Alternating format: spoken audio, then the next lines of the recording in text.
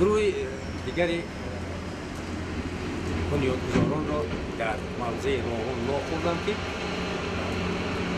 روایت می‌سازند، قصه می‌آفرند، افسانه می‌بافند و این کارخانه بزرگ ماندگار تاریخی و نادر بنیادی و میلادزا را با ایجاد خود برای خاطر هشدار پسابندان در خاطر تاریخ و در صفحه ادبیات ثبت کردن می‌خواهند. یکی از مستفیدان روزگار دیده این موضع که همه آن را در ساختمان با نام بابای ایشان نام میبرند، این لحظه در خودی همین میدان یکم ساختمان در نزد کارخانه خودشان، یعنی در جمعیت سمخانه پوشیده تاجیک نفتساز که همچون دربان خدمت میکنند و شما پیشنهاد میکنیم، ولی او دعوی پیش میآورد که این حقیقت واقعی است، این روایت نیست، این افسانه نه، این بافته خیال او نیست. او شاهد است که در حضور او در وقت کودک بودنش چنین حادثه رخ داده، یعنی شخصیت های بسیار اعتراف شده دیار با کرامات باور داشتند که راغون بنیاد می شود و چون پشتیبان تاجیک و تاجیکستانیان معجزه های زیادی را به بار می آورد. اکنون خود شما شاهد شوید و بهاگذاری کنید که این موسفیدی در سر پیری به ایجاد دست زده چی اثر را به شما، چی اعجاز را به شما معرفی میکنند و بعد به خلاصه میبریم که حقیقتا هم راغون معجزه آفر است و چی معجزه های را پیش آورده.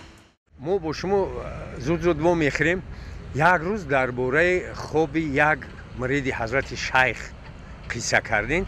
ما میخواهیم که به هواداران طرح تقدیرساز رو همون لحظه رو یک بار دیگه یادآور شویم. پسرا که خور بودیم برای بابامون مسجد میرفتم بگاهی آبخود میبودیم.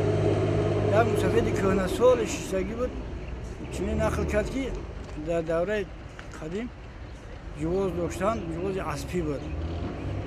بعد روغن زغیر میکشیدن، هر عید رمضان قربان ده با خلق دهات 1 کیلوی روغن زغیر هدیه میدادن، تقسیم رایگان میدادن که برای ارواحها حولو کنه گفتن. بعد شب خواب میبینم بگه عید قربان که یا مردی مسافر اومده گفت ما شما را فتحاتیه اومدم و راغون آبادکنی میریم. پگویی رفتیم ملا عبدالصادق گفتن این مریدی شیخ عبدالرحیم دولت گفتن ایده ایلاک او را دعا و سلام میگه اینو بعد از خواب میخیزم میگه که کی باشه این مردی مسافر. بعد میاد پیش همون مرید حضرت بزرگوار ملا عبدالصادق بودیم ما.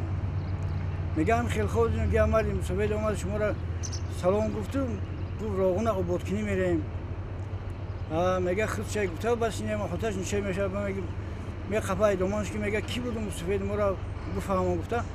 میگه بچه‌م را خوجه خضر میگم که در اون دوره در این راغون یگان ره نبود، فقط یک جنگلی بود که خیس و پلنگ و شیر خوگا زندگی میکردن، خاطر راه خراه نبود.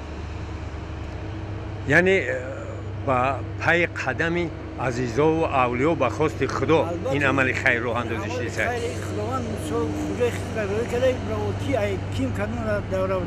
انا نگاه کی کوی جناب الله خداوند سبب کرد اور در بالای سر تاجیکان رئیس جمهور ما اینا کیم کدوم مملکت اومده ماتریال آورده و مثال تکنیک آورده و آرماتور و آهن دیگه چی آورده گیس راغون آباد کرده ایستادم.